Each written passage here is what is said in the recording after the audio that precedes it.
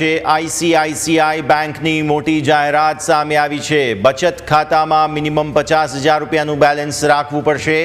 1 August 2025 બાદ ખોલાવવામાં આવેલા ખાતા, ફરી એકવાર જણાવીએ, 1 ઓગસ્ટ 2025 બાદ ખોલાવાયેલા ખાતામાં આ નિયમ લાગુ પડશે। આ અગાઉ 10,000 રૂપિયાની રકમ હતી, એટલે કે ખાતાનું મિનિમમ બેલેન્સ હતું 10,000 રૂપિયા, જેને વધારીને 50,000 કરી દેવાયું છે।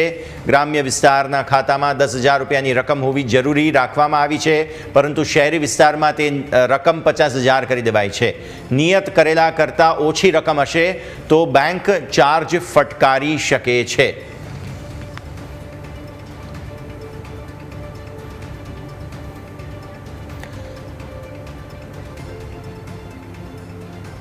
આપને વિગતે માહિતી આપીએ કઈ રીતે આ સમગ્ર નિર્ણય સામે આવ્યો છે। આઈસીઆઈસીઆઈ બેંક દ્વારા ગ્રાહકોને ઝટકો આપવામાં આવ્યો છે। 1 ઓગસ્ટ પછી જે નવા ખાતા ખુલી રહ્યા છે તેમાં આ નિયમ અને ચાર્જ લાગુ કરવામાં આવ્યો છે। 50,000 રૂપિયા અને તેથી વધુ રકમ માટે આ ચાર્જ 1 ઓગસ્ટ પછી જે છે તે વસૂલવામાં આવશે।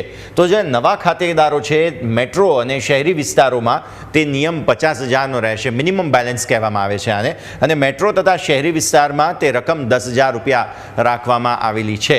નોન મેટ્રો અહીં કહેવામાં આવતું હતું। જૂના ખાતેદારો માટે થઈને આ ચાર્જ પહેલાં 10,000 રૂપિયા હતો, જેને વધારીને 50,000 કરી દેવાયો છે, અને અર્ધ શહેરી વિસ્તારોમાં 25,000 નવા ખાતેદારો માટે નિયમ લાગુ કરવામાં આવ્યો છે। પહેલાં તે 5,000 રકમ હતી, તો 5,000થી વધારીને સીધા 25,000 કરી દેવામાં આવ્યા છે।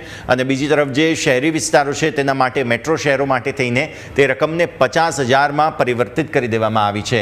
નવા ખાતેદારો માટે ગ્રામીણ વિસ્તારોમાં ચાર્જ 10,000 રાખવામાં આવ્યો છે। આ ચાર્જ એટલે કે મિનિમમ બેલેન્સ ગણો તમે તેને, અને સાથે તે ગ્રામીણ વિસ્તારમાં પહેલાં 5,000 રકમ હતી, તેને ડબલ કરીને 10,000 કરી દેવામાં આવી છે, એટલે કે જૂનો ચાર્જ હતો 5,000 તેથી વધારીને।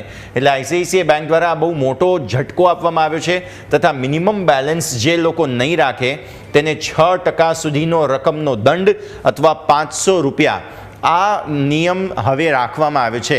એટલે જે કંઈ પણ શહેરી વિસ્તારમાં તમે રહો છો અને તેમાં નિયમ પ્રમાણે રકમ જો તમારા ખાતામાં નહીં હોય, મિનિમમ રકમ નહીં હોય, તો તમે એ દંડને પાત્ર બનશો। રોકડ જમા અને ઉપાડના નિયમોમાં પણ પરિવર્તન આઈસીઆઈસીઆઈ બેંકમાં કરવામાં આવી રહ્યું છે।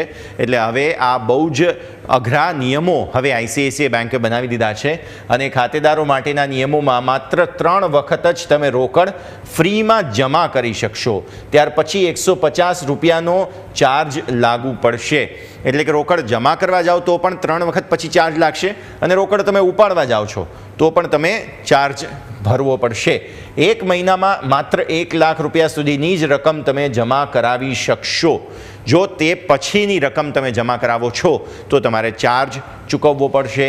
આ સિવાય મહિનામાં 3 વખત જ તમે રોકડનો ઉપાડ કરો છો તો કોઈ ચાર્જ નહીં લાગે, પરંતુ 4થી વખત જો તમે આઈસીઆઈસીઆઈ બેંકના ખાતા ધારક છો અને તમારે રકમ ઉપાડવાની થાય છે તો તમારે ચાર્જ ચૂકવવો પડશે। થર્ડ પાર્ટી રોકડ જમા કરાવવા ઉપર પણ 25,000 રૂપિયાની મર્યાદા નક્કી કરવામાં આવી છે। એટલે આ પણ બહુ મોટું નિયમ પરિવર્તન તમે જુઓ, થર્ડ પાર્ટી રોકડ જમા થાય છે તો 25,000થી વધુ રકમ તમે જમા નહીં કરાવી શકો। તો આટલા મહત્વપૂર્ણ પરિવર્તનો છે જે આઈસીઆઈસીઆઈ બેંક દ્વારા કરવામાં આવેલા છે, અને આ સ્થિતિમાં આ ખૂબ જ મોટો નિર્ણયમાં પરિવર્તન જોવા મળી રહ્યું છે। જો તમે આઈસીઆઈસીઆઈ બેંકના ખાતા ધારક છો, તમારે તાત્કાલિક બેંકનો સંપર્ક કરી અને આ જેટલા પણ નિર્ણયો પરિવર્તિત થયા છે તમારા માટે કયા કયા નિર્ણયો લાગુ પડશે, કઈ રકમ અને કયા ચાર્જ લાગુ પડશે તેની જાણકારી ત્વરિત મેળવી લેવી જોઈએ।